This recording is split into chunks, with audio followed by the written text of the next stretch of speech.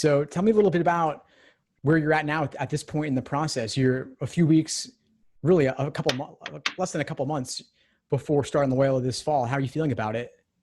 I'm feeling okay. As we're recording this video, Loyola still hasn't given us a direct answer as to if we're online or hybrid or in person, but assuming that Los Angeles sadly will not be as, how do I say, like coronavirus friendly by the time it's August, I think most likely it'll be online. We're just waiting for the news, but there's nothing I can really change. I just have to kind of enjoy the summer and read some prep books here and there for law school and just being ready to possibly be online.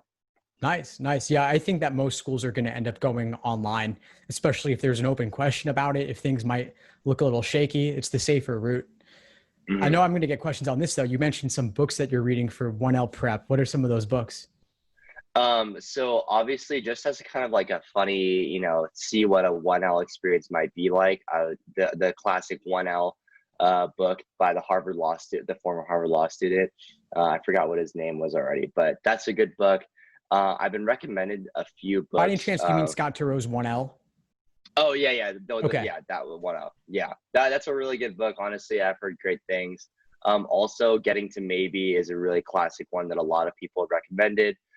Those are the two right now. I've heard about a few more, but I haven't even touched those. So we'll see about that. I think I'll start really kind of getting into those things in a few weeks because law school starts on the 17th of August for me. So I still have a little bit of time before I can really like get going.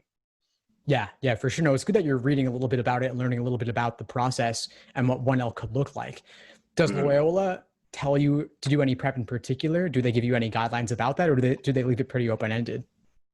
So Loyola Law School, I think they're going to start telling us stuff once they give us our section assignments, which is coming up on the 20th of July. So we're still waiting on that. But in terms of other resources, they've given us like town hall meetings and various webinars with some of the professors that we can kind of get a sneak peek on things. And required readings, though, not necessarily.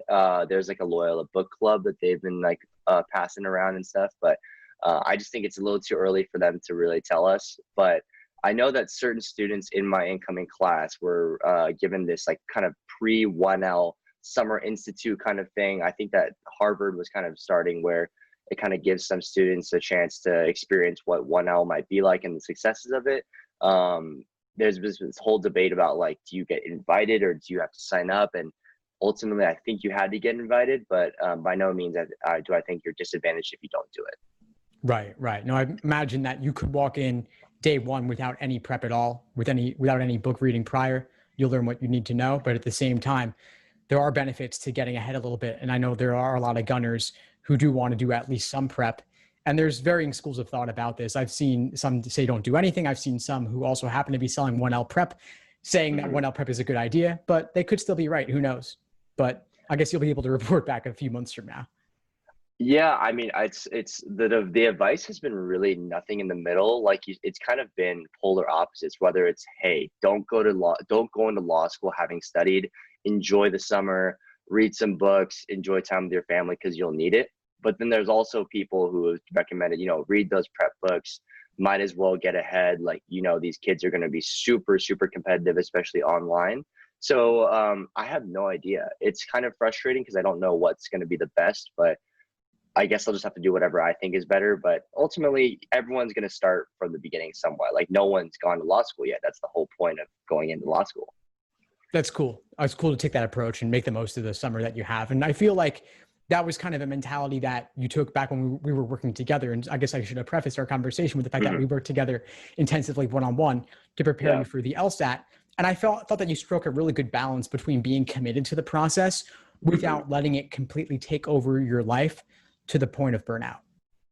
Yeah. Wow. I mean, I look back and that process was in the fall semester of my senior year. So that was last year. But yeah, honestly, that was a good point. I think knowing the schedule that you gave me and knowing that I had work to do most of the days was great. But I knew that after a certain time, I was to go home, enjoy some time with friends, enjoy some time just with good company and everything. And I think it was a good balance. But by no means was it easy, but it definitely was a much more efficient and much more like effective approach, I remember. Yeah, definitely. So Yeah. so we're speaking now, beginning of July, you've got law school about a month and a Mhm. half away from now. But to zoom back in time, it was fall semester of last year, fall 2019.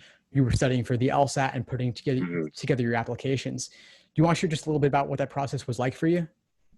Yeah, of course. And I always love sharing this stuff because I think it can really help students. I kind of started this whole law school process, a couple years back when I was interested in it, but the whole process really began officially in, I guess, the beginning of 2019 in January when I started studying for the LSAT itself. I used some other test prep programs, and I was planning for March, but I ended up taking it in July. Still wasn't ready, and that kind of pushed me back because I wanted to send in all my applications by October to be early. All the advice that you yourself and other industry professionals have given us is that earlier is better for sure. I mean, even though it's kind of like not as important, I'd say nowadays, but still that kind of set me back. And so I realized I had to study really differently and really like much more efficiently and effectively. So I began that process again in September during my fall of senior year. And that's where I actually came across you, and we worked together. And for those 2 months or so, we worked together one-on-one, and I ended up taking it in November, which allowed me to still apply by January like 6th. I still sent in all my applications to the California schools I wanted to go to. And I threw in four more at the end of January just because, hey, why not? It's still time to.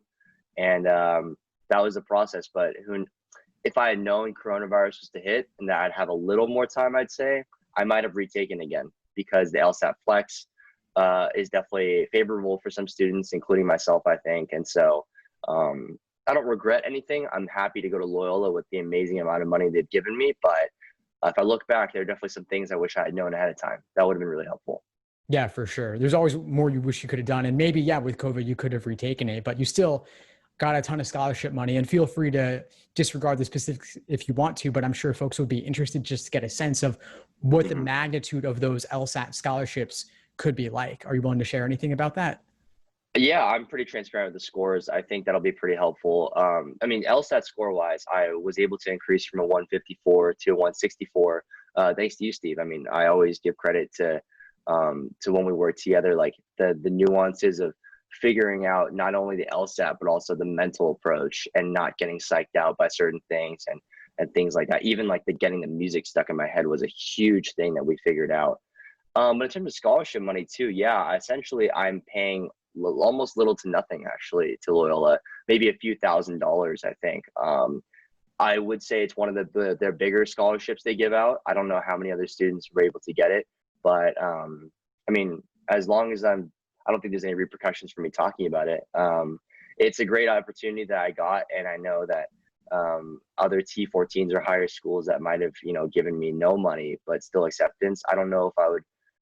I don't know. That's a tough decision because, especially with COVID and family circumstances and trying to keep debt lower, I was really blessed, honestly, to be given this opportunity to go with essentially no money from my pocket.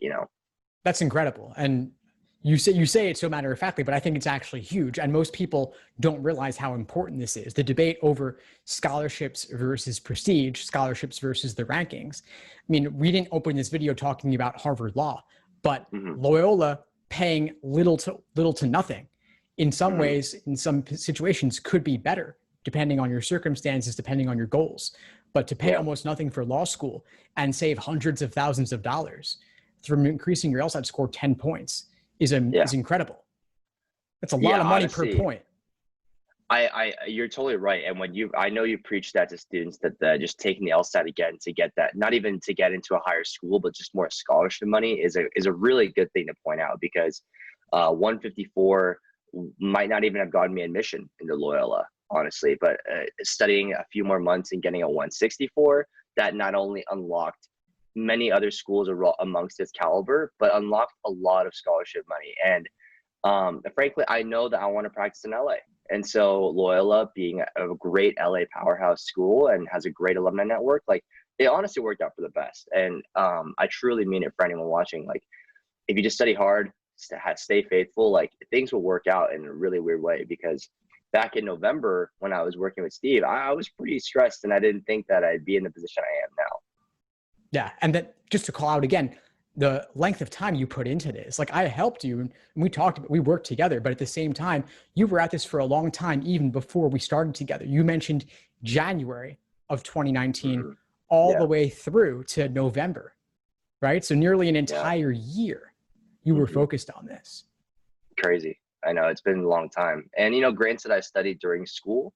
So people might say, hey, you could have done better maybe if you just did it, during the summer after senior year. But frankly, I've had this debate with a lot of other students. I think now is the time to enter, especially with coronavirus and a lot of things changing.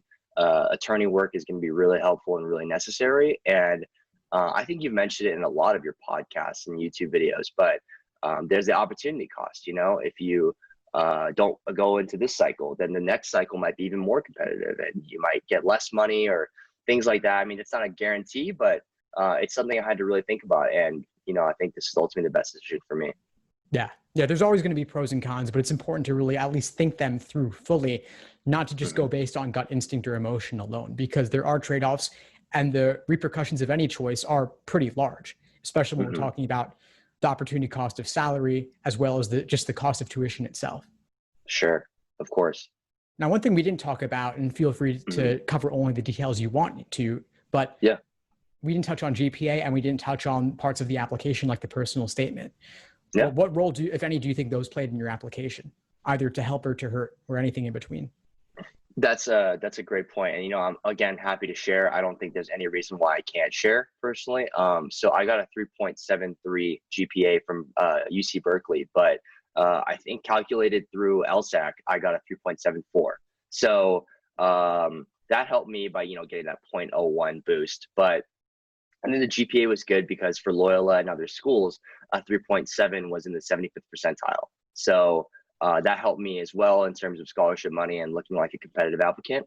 And in terms of the personal statement, I think that's actually a really underrated area that people forget on. I've been stressing this to maybe 3 or 4 other people that I'm currently just kind of helping as a friend in terms of the law school process, is that your personal statement is where you can really differentiate yourself. And personally, I think that's the reason why I got waitlisted at schools such as Berkeley, where like my scores were clearly under both the 25th percentile. And I don't know if I'll get in it or not off the wait list, but the fact that I think I had a personal statement and a why Berkeley that really showed them, hey, this guy really cares about Berkeley and wants to be here. I think that made the difference, along with letters of rec I got from professors that went to Berkeley. So I don't know. It's always going to be a question in my mind, but it seems like a logical thing. I think that the personal statement helped a lot. Yeah, I would certainly imagine so. Hmm. So let's bring it back to the present day now. We're looking ahead towards Loyola maybe being online this fall. How Hmm. are you feeling about the prospect of online law school? And what have you heard about maybe the spring semester or just your experience hearing from others? So we have like a law school, or Loyola Law School kind of like class of 2023 group chat. So we're actually having these conversations every day. So I definitely have a lot to share, and I think I can kind of represent the voices of maybe a few hundred students or not, but we're all pretty uncertain about things. Some of us are excited that it's going to be online because we can be safe and not have to risk ourselves to exposure from other students.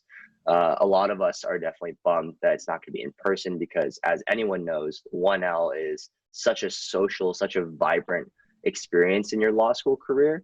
But I think the overall consensus is that, including myself, is that we're all pretty bummed it's online. We want it to be in person, but we're going to respect whatever decision Loyola makes and whatever the CDC and WHO make, because they know what's best, and we need to stay healthy eventually. I mean, a lot of us are going to live at home. I mean, I'm living at home for at least the first semester, if it's online or hybrid, because luckily I live like maybe 30, 45 minutes away. And I have, parents to think about. They're in their mid 60s, and I need to make sure that they're healthy as well. Yeah, definitely. Well, it sounds like you're taking a very reasonable, prudent course of action with it. And hopefully things will improve over the next several months. And so the spring or beyond at least will be better, we'll hope. Yeah, I was in this to touch on your question of if it's going to be online spring. I mean, I have no idea, but based on my look on, CNN and like CBS and websites like that, if we don't have a vaccine, I think by the spring, it's tough to say what it'll be.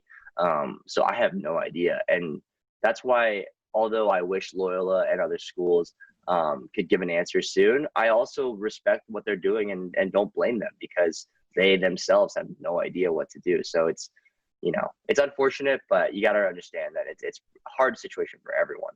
Yeah, everyone's doing their best with imperfect information, and I'm sure they would do it in person if they thought they could. But then there would also be a massive disruption cost if they had to switch midway through. And then, of course, if someone got sick or worse, there are not only liability issues, but just basic moral issues to contend with. And so I wouldn't fault anyone for being online in this situation. I think it's probably the best course of action for all schools for this fall. Yeah, and I mean, and you've probably been following the news too, and I know you have a Facebook group too where people also post, things about latest news and stuff. There's definitely been a wave of schools that are going online, and so I wouldn't be surprised in the next weeks or so to see a trend of, okay, we're going online too, because like you said, morally and also health-wise and ethically, it'd be tough to go in person and then having someone get sick and all that stuff going on. Yeah, definitely. Yeah. Well, Kenny, this has been a blast. Anything else you want to share, or advice for pre-law applicants before we wrap up this conversation? And then I'd love to do another one down the line to update folks on your law school journey. Yeah, no, I on any video you want to do, please let me know. I love these kind of things. So looking forward to that. But for anyone watching or listening, first of all, I mean, Steve's been a great resource for me. So please, have trust in him. He's pretty much dedicated his life to this, so trust in what he's saying. It really helped me. And if there's one piece of advice, it's that don't be afraid to, I'd say, retake the LSAT if you feel like you need to, because that advice for me not only got me acceptance into a school that I'm so excited to go to, but it gave me so much more scholarship money that kind of made me feel like I was in control of the process. And now I'm confident that I don't have to worry about the money when I go into school. I can worry about getting good grades, meeting great friends and colleagues, and really excelling and doing what I want to do. So, just focus on the LSAT. I think although the other parts of the application are important, like the LSAT is pretty important. So don't stress, but definitely take your time and try your best on it. Definitely, Kenny. Couldn't agree more. Well, thank you again for having this conversation with me. All the best as you start law school in August, and stay safe, and we'll do an update in a few months. Yeah, looking forward to it. Thanks, Steve. Thanks for tuning into the show. Please subscribe if you haven't done so already to be notified of new episodes as I release them. And feel free to reach out if you need anything at all as you move forward with your prep. I'm happy to help however I can. In the meantime, I'll wish you all the best and take care.